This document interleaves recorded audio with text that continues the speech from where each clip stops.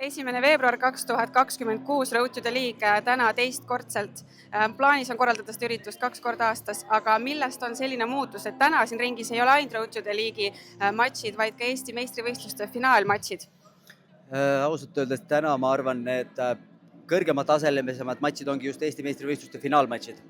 Ja kuna meil see Eesti võitluspordimaastik on küllaltki väike, siis seda võistluskaarti kokku panna ilma selleta oligi võimatu, kuna kõik sportlased tahtsid osaleda Eesti meistrivõistlustel. Aga täna siin ei loosita mitte välja ainult Eesti meistritiitlit, vaid ka esimest korda võitlusspordi ajaloos Eesti meistritiitli vööd. Kust selline mõte või miks arvad, et seda peaks tähistama nii suurelt? No see on sportlastele äärmiselt oluline omada meistrivööd, et see on kõvasti uhkem kui karikas kapi peal, et see on ikkagi tiitel ja tiitel on väga hinnatud nii võistluste korraldajate poole pealt kui ka võistlejate poole pealt, nii et see on kõigile oluline ja sealt see idee mul endal tekkiski ja need vööd said siis tellitud ka nüüd selleks hooajaks.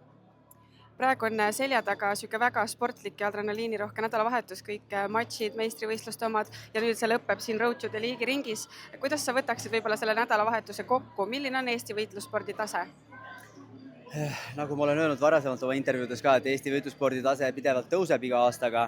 Et täna ka tõdesime siin kohtunike ja korraldustiimiga vaadates, et see uus põlvkond, kes peale tuleb vanuses 14–17, et see on nagu vapustav, et me ootame nüüd veel 5 aastat, kuni nendest saavad täisealised, et siis näha, mis hakkab saama Eesti profimaastikul nagu täisealiste seas. Sest täna on kindlasti see järele kasvav põlvkond on kõige tugevam, mis ta kunagi on olnud varasemalt. Kui me võtame selle Road to the League'i ringi siin täna, siis meistrivõistlused muidu on toimunud sellises sportlikus õhkkonnas. Täna toimuvad nad nii-öelda suurelt, siin on VIP-lauad, siin on rohkem rahvast, süke spotlight. Mis pinget või sellele sportlasele võib-olla kas juurde annab või siis pigem elevust, et ta saab nagu rohkem tähelepanu kui see lihtsalt spordiring?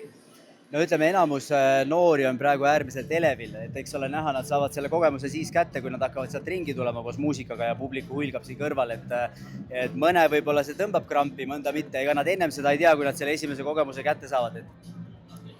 No aga võtame selle intervjuu kokku ühe unistusega või eeldusega, äkki me saame kunagi siit teha ühe tagasivaate. Kevin Renno on ju Eesti tai-boksi isa. Nii, ja mida sina kujutaksid ette, mida sa sooviksid, et kas oleks samamoodi muutuks või võiks olla midagi uut Eesti võitlusspordis 10 aasta pärast?